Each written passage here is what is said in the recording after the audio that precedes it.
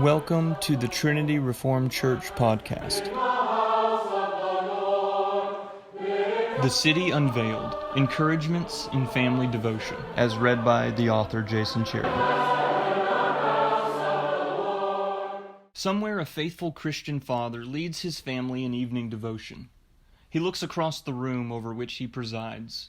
Before him stretches chaos. One child is rolling on the ground. The firstborn is sitting with her hands in her lap, anxious to begin because she's anxious to finish. Father turns around and sees a third child discreetly coloring the family hymnal. Experienced parents might define devotion less as glory descending from above, and more as embarrassed majesty rising from a sea of uncooperative and argumentative children. They might forget that this, even this, is a city making progress. Richard Baxter said that marriage is where parents, quote, faithfully join as helpers in the education of their children, end quote. Part of the warp and woof of Christian discipleship is the family devotion, sometimes called family worship. For English-speaking Christians, the habit of family devotion goes back to the 17th century Puritans, who introduced the devotional practices of the Christian family in England.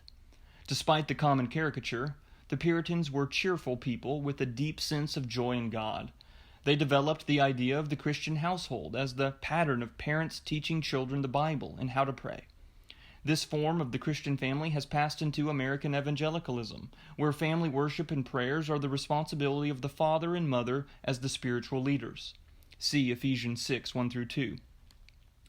Yet, it is an intimidating thing for parents to conduct family devotions, especially if they are unaccustomed to the practice. Thankfully, the Puritan ethos of patient nurture charts a path forward. The Puritan family raised children with the principle of nurture, that patiently trained children in the way they should go, caring for the soul like one might care for the body. Each devotional time resembles a football huddle more than a weekend conference. Devotions need not carry on too long, especially with younger children. The design is to draw attention to the successive folds of truth as they slowly and gradually slide into view. After many years of simple huddles, you will have uncoiled a length of biblical truth that stretches the entirety of mere Christianity.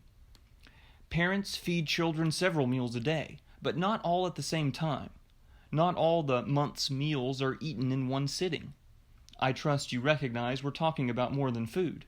Such a diet won't nurture disciples who love Christ, hate sin, and fear God. Disciple-making requires the patience of a farmer. James 5, 7-8 says, "See how the farmer waits for the precious fruit of the earth, being patient about it, until it receives the early and the late rains. You also be patient, establish your hearts, for the coming of the Lord is at hand." So we're admitting that this isn't easy, which is good, since perfection is not the goal. God is content to allow human weakness to intrude while the Spirit does His work. How can family devotions help establish hearts, as James 5 says? In other words, what are the goals of family devotions? While admitting there are many, consider these 4 goals.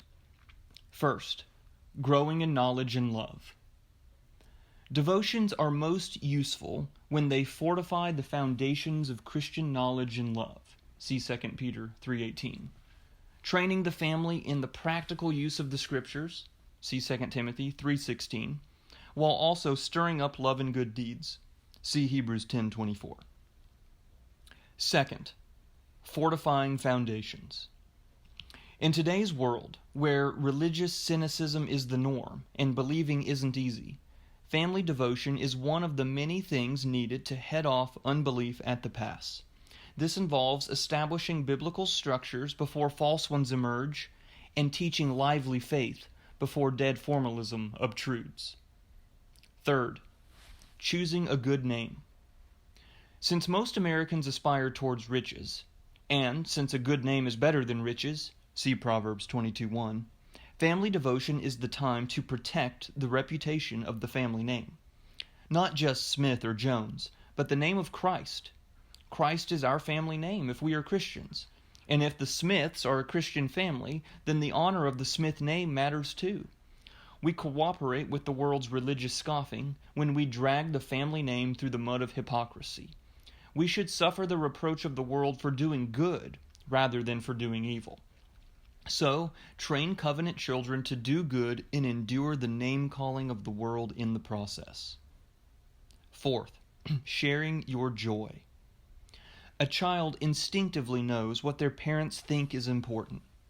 G.K. Chesterton said that children often reject what their parents say, but they never reject what their parents really think is important. Maybe we should call it the osmosis effect.